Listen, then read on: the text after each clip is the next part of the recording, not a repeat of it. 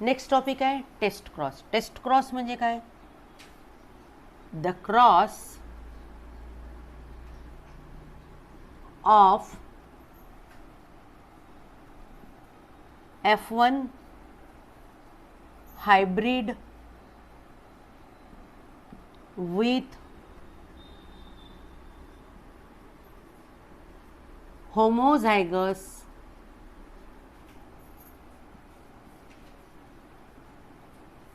recessive parent is called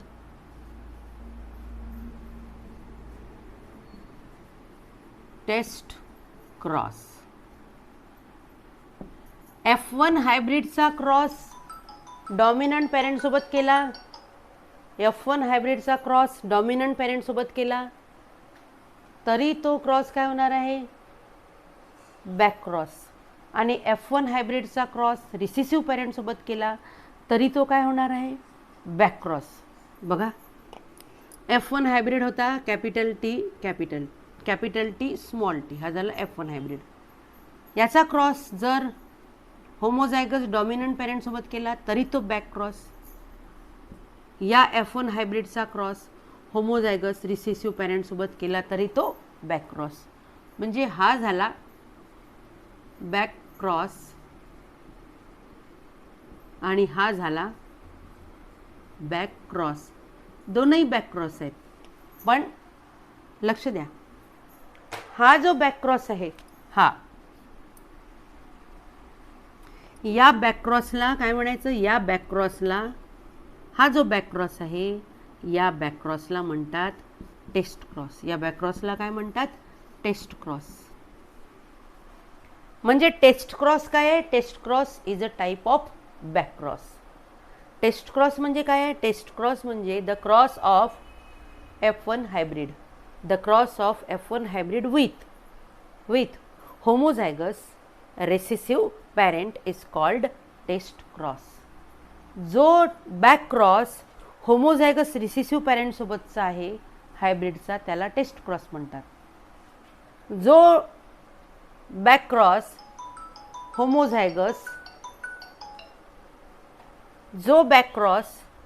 homozygous dominant, जो cross F1 हायब्रिडचा homozygous dominant parent सोबत आहे त्याला काय म्हणतात? त्याला बॅक क्रॉस. म्हणजे हा जो हायब्रिडचा क्रॉस आहे, F1 हायब्रिडचा क्रॉस आहे, तो डॉमिनंट पॅरेंट सोबत केला तरी बॅक क्रॉस, तो रिसेसिव्ह पॅरेंट सोबत केला तरी बॅक क्रॉस. पण जो बॅक क्रॉस रिसेसिव्ह पॅरेंट सोबत केला आहे हायब्रिडचा that is called as test cross. आता हे खूप क्लिअर झालेलं आहे, तुम्ही समजून घ्या. ठीक आहे. नेक्स्ट, हा जो बॅक टेस्ट क्रॉस आहे तो टेस्ट क्रॉस का केला जातो? It is use to test genotypes. It is use to test whether an individual is homozygous or heterozygous. Test cross is used to test whether individual is homozygous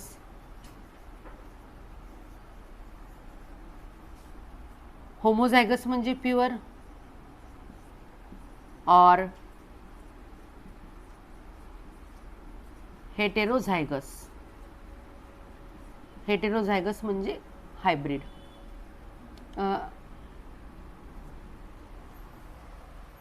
तर हा जो back cross आहे, हा जो test cross आहे, हा taste cross कशासाठी केला जातो? हे IMP आहे. दिस is IMP.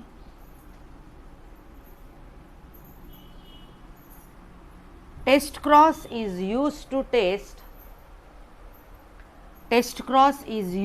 test whether individual is homozygous or heterozygous. जो इंडिव्हिज्युअल आहे F1 जनरेशनमध्ये मिळालेला जो इंडिव्हिज्युअल आहे, F1 जनरेशनमध्ये मिळालेल्या इंडिव्हिज्युअलचे जे फिनोटाइप्स आहेत, फिनोटाइप्स कोणते फिनोटाइप्स राहतात, ते डॉमिनंट पेरेंटचे फिनोटाइप्स तो शो करतो, F1 individual, F1 individual.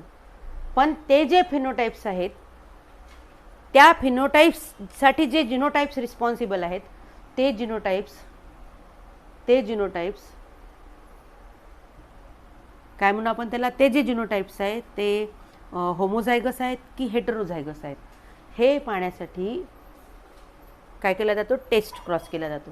The test cross is use to test whether individual is homozygous or heterozygous. तर टेस्ट क्रॉस कशासाठी केला जातो, ते जे F1 जनरेशनमध्ये प्लांट मिळालेलं आहे, 2 प्युअर प्लांटला क्रॉस केल्यानंतर जे F1 जनरेशनमध्ये प्लांट मिळतं, ते F1 जनरेशनमध्ये मिळालेलं प्लांट 2 पैकी एका पेरेंटचे एक्सप्रेशन, फिनोटिपिक एक्सप्रेशन एक्सप्रेस करतं, शो करतं. जसं टॉल आणि डॉर्फचा आपण क्रॉस केला, टॉल कॅपिटल टी केला घेतला, डॉर्फ स्मॉल टी केला, याच्यापासून आपल्याला जे प्लांट मिळणार आहे कॅपिटल टी स्मॉल टी, हे आपल्याला माहीत आहे, मेंडलला माहीत होतं, म्हणजे त्यांनी ते टेस्ट क्रॉसनी शोधलं. पण F1 जनरेशनमध्ये मिळालेलं जे प्लांट आहे ते डॉमिनंट एक्सप्रेशन शो करेल, डॉमिनंट पेरेंटचे, ते टॉल राहील. पण टॉलसाठी कॅपिटल टी असेल तरी टॉल राहू शकतं आणि कॅपिटल टी स्मॉल टी असेल तरी टॉल राहू शकतं. मग F1मध्ये मिळालेलं जे इंडिव्हिज्युअल आहे ते जरी टॉल असलं तरी त्याचे जिनोटाईप कॅपिटल टी आहेत की त्याचे जिनोटाईप कॅपिटल टी स्मॉल टी आहे. म्हणजे ते F1 जनरेशनमध्ये मिळालेलं जे प्लांट आहे ते होमोझायगस आहे, म्हणजेच काय, कॅपिटल टी आहे त्याचे जिनोटाईप, की ते हेटेरोझायगस आहेत, म्हणजे त्याचे जिनोटाईप कॅपिटल टी स्मॉल टी आहे. हे शोधण्यासाठी हा टेस्ट क्रॉस केला जातो. नेक्स्ट पॉईंट आहे, हा टेस्ट क्रॉस जो आहे तो सिम्पल आहे, इझी आहे आणि तो कसा आहे, रिपीटेबल आणि प्रेडिक्टेबल. हा पण पॉईंट इम्पॉर्टंट आहे. टेस्ट क्रॉस कसा असतो, टेस्ट क्रॉस इज इझी. आणखी टेस्ट क्रॉस कसा आहे, सिम्पल, अगदी सोपा असतो, साधा असतो, रिपीटेबल अँड प्रेडिक्टेबल. प्रत्येक शब्दाचा अर्थ समजून घ्या. टेस्ट क्रॉस कसा आहे, इझी आहे म्हणजे सोपा आहे, सिम्पल आहे, साधा क्रॉस आहे तो, रिपीटेबल, आपण त्याला वारंवार रिपीट करू शकतो आणि आणि तो कसा आहे, तो प्रेडिक्टेबल म्हणजे त्या अंदाज लावू शकतो आपण. टेस्ट क्रॉसचा जो रिझल्ट आपल्याला मिळेल त्याच्यावरून आपण अंदाज लावू शकतो की F1 जनरेशनमध्ये मिळालेले जे इंडिव्हिज्युअल्स आहेत त्या इंडिव्हिज्युअल्सचे जिनोटाइप्स काय असतील. तर हा एक पार्ट झाला एक्सप्लेनेशनचा. आता नेक्स्ट पार्ट आपण घेऊया.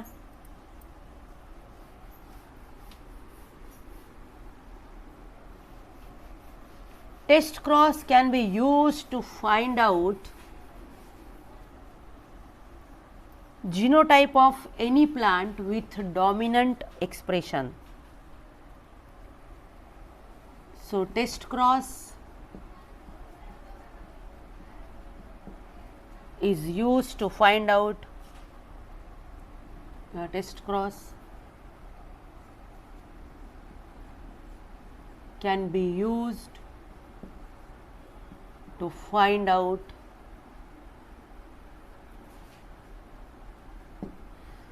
genotypes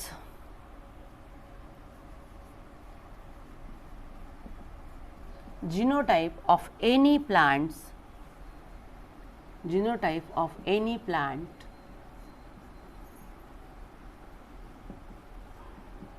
with dominant expression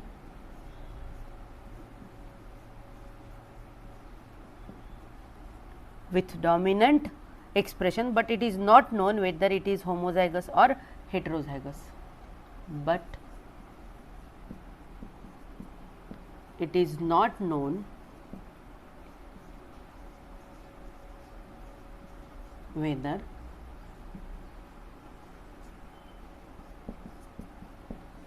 it is homozygous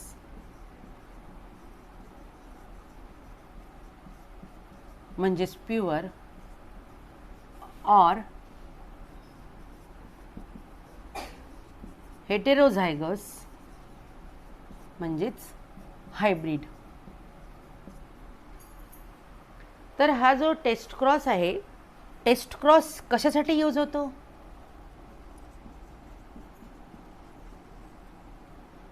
taste cross can be use to find out genotype of any plant.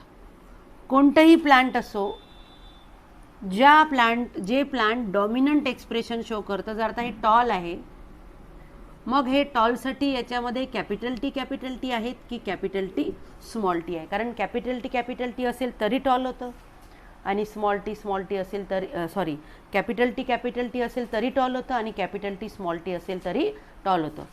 आपल्याला जर याचे हे टॉल, आपल्याला हे दिसतं आहे की हे टॉल प्लांट आहे, पण याचे जिनोटाइप्स माहीत नाही आहे की हे कॅपिटल टीवाला आहे की हे कॅपिटल टी स्मॉल टीवाला आहे. तर असं जे प्लांट आहे की ज्याचे जे डॉमिनंट एक्सप्रेशन शो करून राहिलं ते प्लांट, पण त्याचे जिनोटाइप्स आपल्याला माहिती नाहीत, तर त्याचे जिनोटाइप्स शोधून काढण्यासाठी टेस्ट क्रॉस केला जातो. So test cross can be use to find out genotype of any plant with dominant expression, but it is not known whether it is homozygous or heterozygous. ते प्लांट डॉमिनंट आहे, ते plant tall आहे, पण ते homozygous आहे की ते heterozygous आहे हे माहिती नाही. तर हे माहिती करून घेण्यासाठी टेस्ट क्रॉस केला जातो. नेक्स्ट पॉईंट घेऊ आपण. नेक्स्ट पॉईंट आता क्रॉसचा आहे.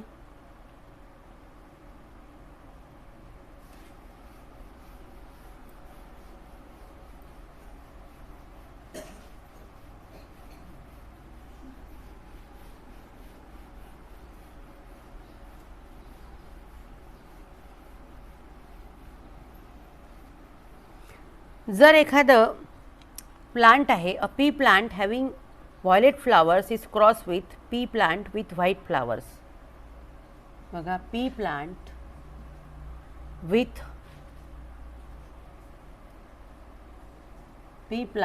हॅविंग व्हायलेट किंवा पर्पल फ्लावर्स. जे पी प्लांट आहे त्या पी प्लांटला पर्पल कलरचे फ्लावर्स येतात. जर असं पी प्लांट या अशा पी प्लांटचा क्रॉस केला गेला, is crossed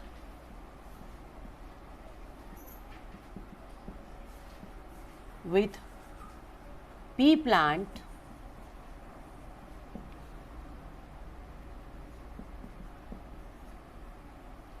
with white flowers,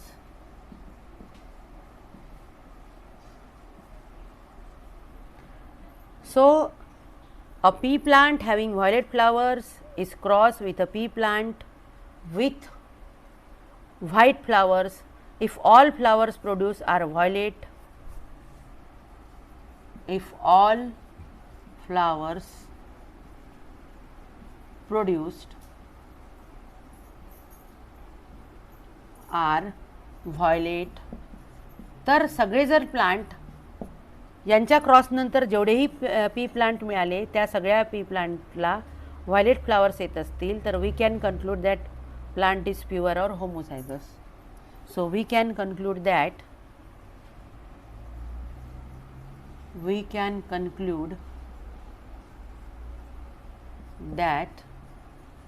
plant is homozygous. Plant is pure or homozygous.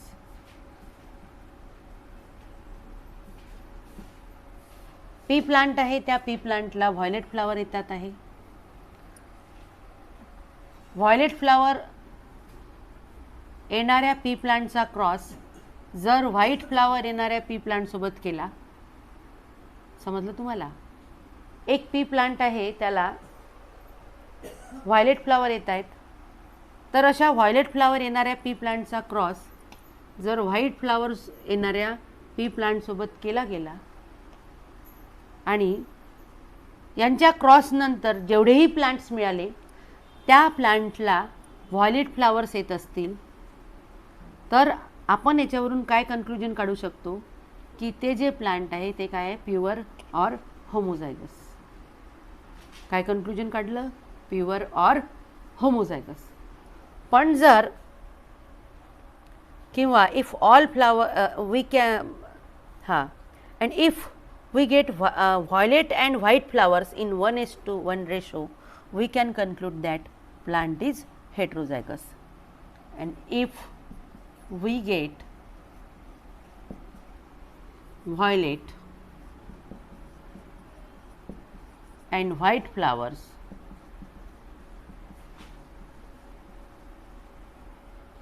in 1:1 ratio,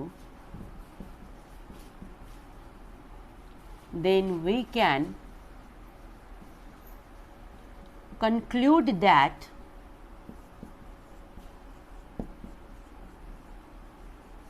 plant is heterozygous.